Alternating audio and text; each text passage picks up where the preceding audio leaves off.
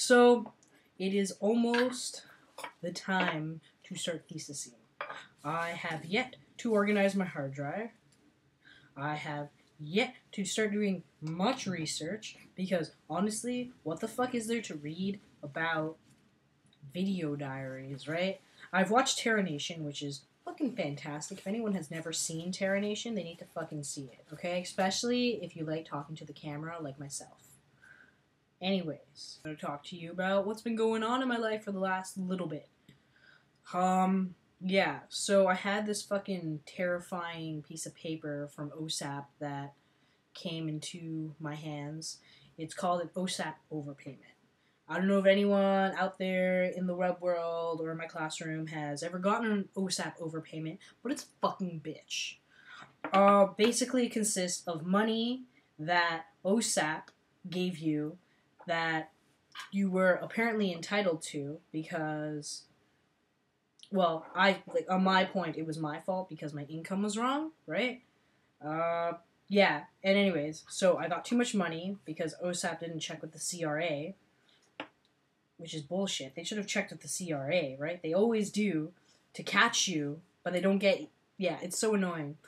Anyway, so it's extra money that they give you, and they don't give you any more funding until you pay it off, right? Sometimes it's a small overpayment of maybe like $200 or maybe like $1,000, you know, something that is doable in like a summer, right? So, but my overpayment, not so much. It was almost $4,000. If I remember it exactly, it's $3,872 and a couple pennies. I forget how much. Yeah. So I freaked. I bawled uncontrollably for a few days. I was like having convulsions. You know, that's a very fucking scary thing. $3,800 out of thin air. I'm not rich. This is why I'm on OSAP, you know, obviously. I work my minimum wage job, you know, 8 hours a day and, you know, make ends meet. I went to OCAD, you know, save me, please. And the lady there, awesome lady, was like, oh, don't worry. All you have to do is write a hardship review. And you have been having a hardship. And I was. I had a pretty tough fucking year so far. And shit just keeps, you know, flying at me, right? And I just keep surviving. You know, I do have a cannabis problem. I do have a drinking problem, right? And I've been working on it, and like through that, I've gone through some crazy withdrawals. I've gone through those really sad times, and just you feel, you know, you deal with all the shit you weren't dealing with, and like it gets really real. So I wrote a letter about that and how like I moved home, so like it was really difficult to have 3 8:30 classes in a row, and like it wasn't a good semester, right?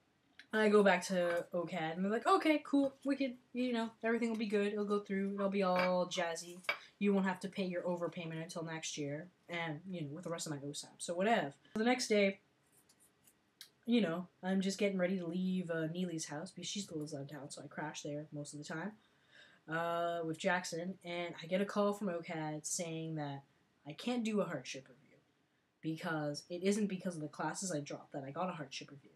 Yeah, I dropped 2 classes last semester. It was because of my income. I fucked up my income. I had put that I got less income than I did, and so they gave me more money, and yeah, so it was all my fucking fault. Tears again, uncontrollable bawling, etc., etc. I started thinking of other solutions, trying to figure out how to get a loan from the bank. The bank needed a co-signer. None of my family members, the close family members, could do it. Yeah, so, fuck, it was like a week, you know.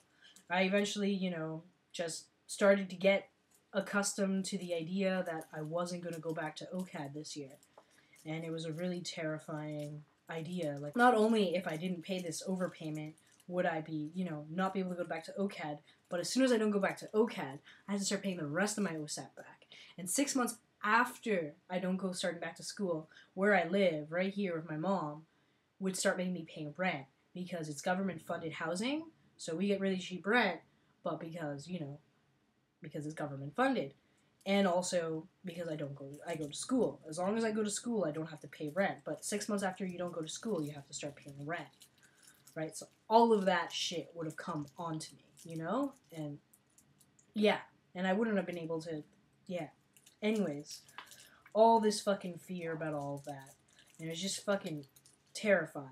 I don't even know how to describe, like, how much, I don't know, I just felt like everything was coming to an end, you know? Like, fuck. You know, this is really fucking shit. The universe, I don't believe in God, but the universe, everything came together beautifully, and, like, Eric agreed to give me a personal loan, you know? And so I'm paying it off to him now, and, like, wow, yeah, I'm going to school because of it, you know? Like, oh my god, I'm going to go to school.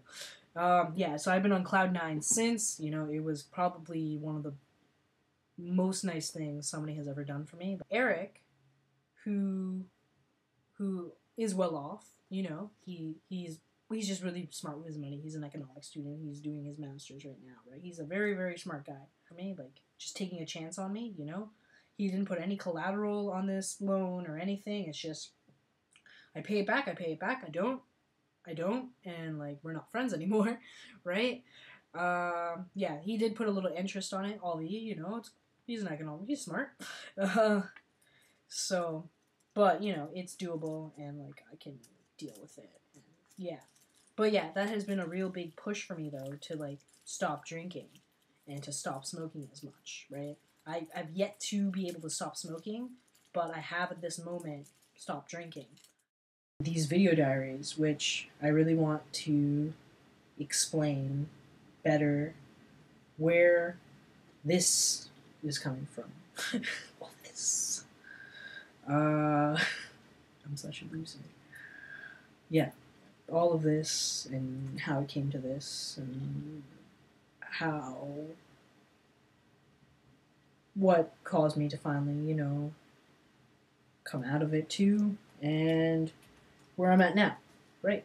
So yeah, that's, and, you know, as many people of this age, you know, like,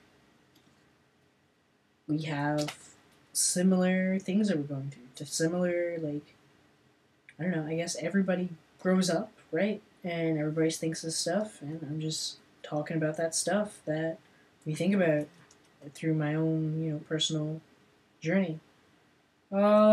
Yeah, that's a thesis. I don't even know. Okay, I'm too high. Bye-bye.